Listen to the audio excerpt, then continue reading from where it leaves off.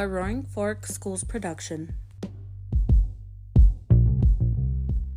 Welcome, everybody, to our latest podcast episode. My name is Cristina Vargas, and I'm here today with Roaring Fork School District Superintendent Dr. Jesus Rodríguez and special guest Jeff Gatlin, the district's Chief Operating Officer. And today we will be talking about housing. Like we always do, let's start with a crew activity. Winter is holding on to this valley and does not seem to leave. Are you ready for winter to be over? And what is your favorite season and why? Mine is spring, really, because I want winter to be over. I love winter, don't get me wrong. But I'm just so ready for some warmth and just I love spring. And I'm not allergic, so that's pretty good.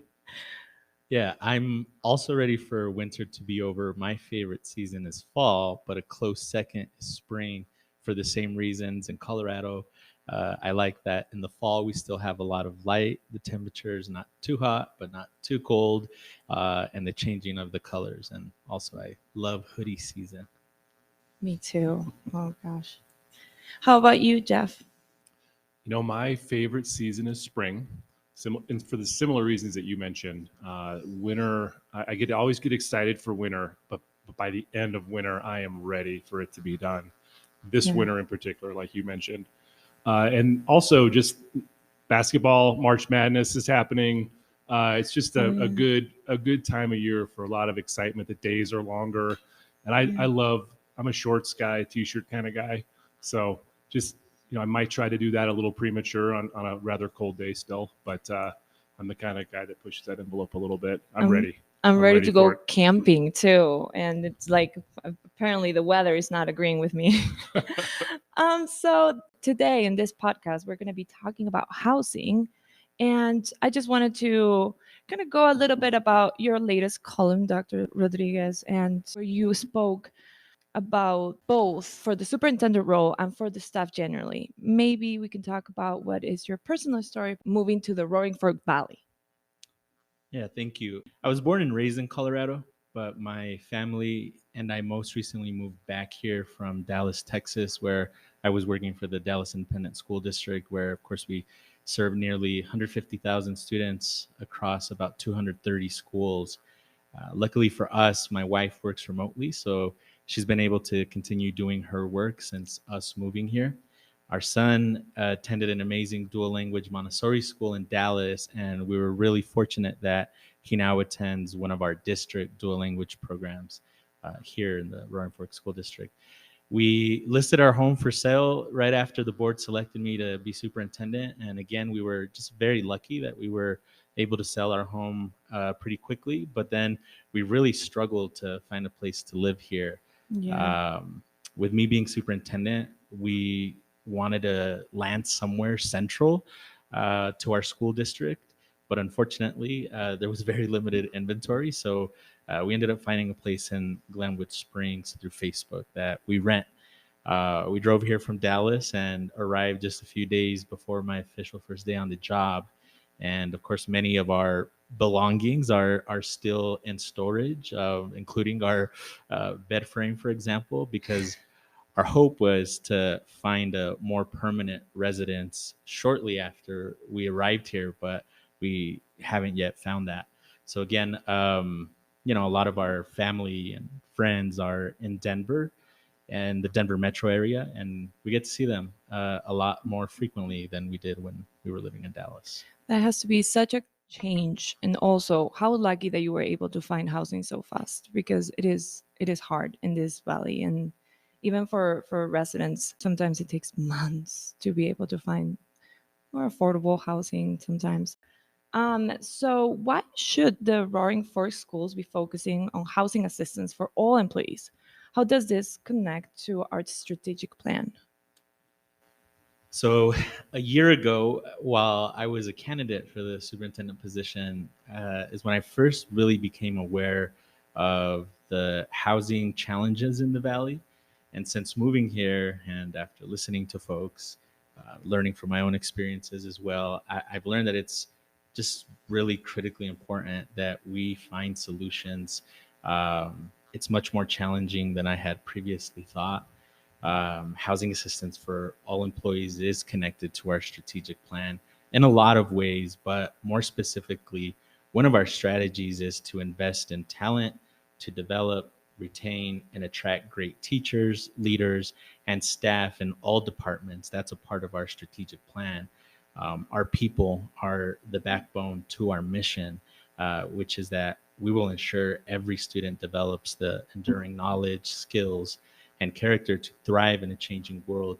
So in order for us to attract and to keep our talented workforce, who execute our strategic plan every single day, they need to be able to afford to live here. So one way that housing is directly connected to the strategic plan.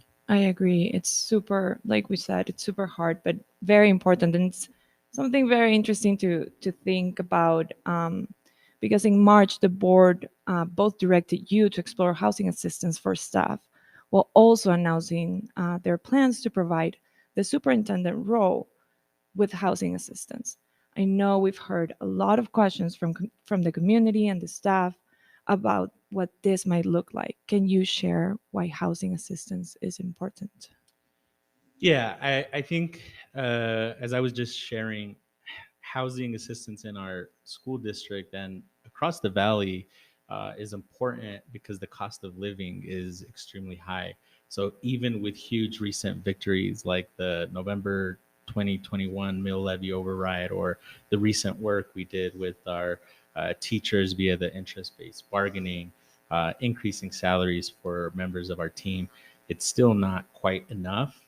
There's limited inventory in the valley and the price to rent, let alone the price to purchase a home, including rising interest, continues to increase. So I think it's important that we create multifaceted solutions for all employees, including both expanding the current rental program and also developing opportunities for paths to home ownership.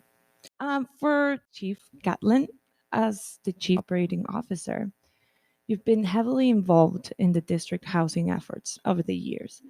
Can you tell us a little bit about what we've done this far and what's available for staff housing? Sure. We were fortunate to get a jump start on this issue back in 2015.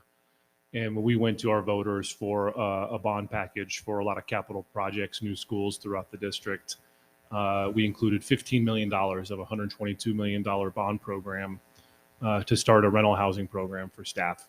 And really the idea was $5 million in each of our 3 communities with the target of trying to build or acquire 15 to 20 units per community.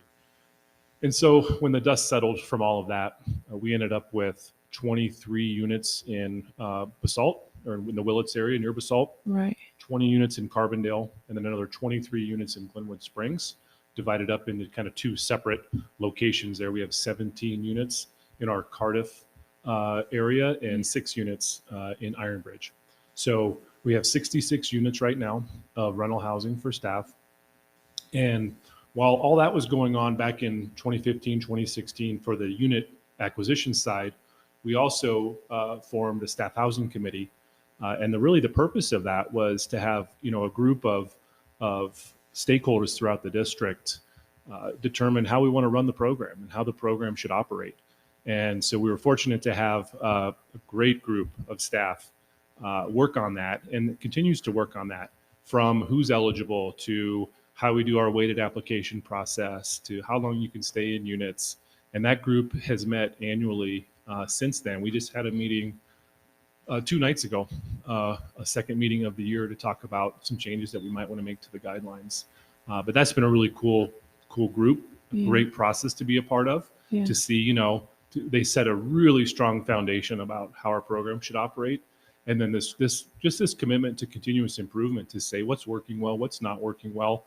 Have conditions changed so much in the market that we might need to revisit how we operate? Right. And so that group has just been amazing, and it's been fun and challenging work too.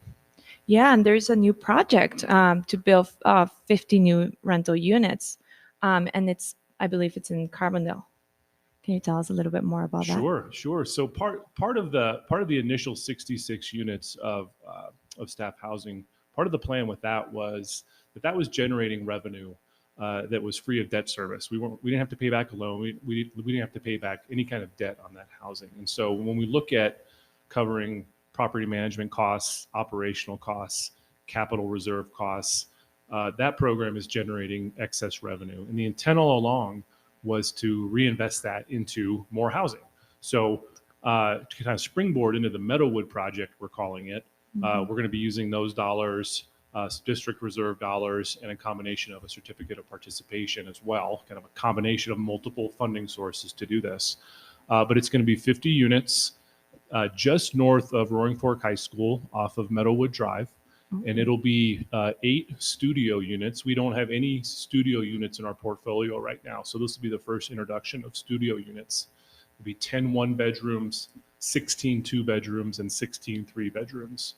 And we base those unit ratios off of a staff survey that we completed earlier in the year to try to determine, what are our staff needs and what do our staff think their needs are going to be in the future as they live life as a staff member in the Roaring Fork Schools. So we're really excited about that project.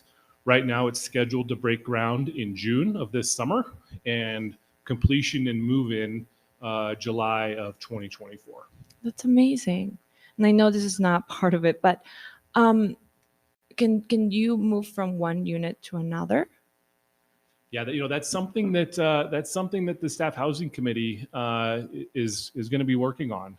We previously had term limits in our housing units. So staff could, when we first started the program, staff could only stay in rental housing for 5 years. The Housing Committee recommended an extension of 2 years a couple of years ago. So staff could stay in housing for 7 years. And just recently, it was recommended by the Housing Committee to remove term limits altogether. So when that group decided to remove term limits, we also identified, now we have to really figure out how their lives can change and evolve and what that process looks like. So that's some of the work that group is doing right now. It's wonderful. That's really, really cool. So is there anything else you would like to share with listeners for either of you? Yeah, one thing that I would just like to plug, I know the Board of Education has a website, or a web page, I should say, on our website. So if anybody visits rfschools.com, there's on the front page a featured link called Superintendent Housing Solutions. If you go to that link, there's a page of frequently asked questions that the board has received with answers that folks can learn from by visiting that page. And there's also a letter, which is an invitation for community members to participate in a housing task force with the board to engage in conversations around housing for the role of superintendent. And there's also a link there for folks to sign up. So I think it's just a good opportunity for people to know that it's out there, and this is one way that you can engage directly with the board about this conversation. Yeah, that's great. Well, thank you so much to both of you to be here and sharing a little bit about the information that you have. Thank you. Thank you.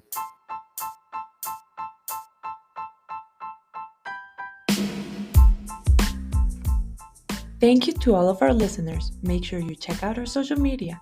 We are on Facebook, Instagram, Twitter, and YouTube. We'll see you on the first Friday of every month.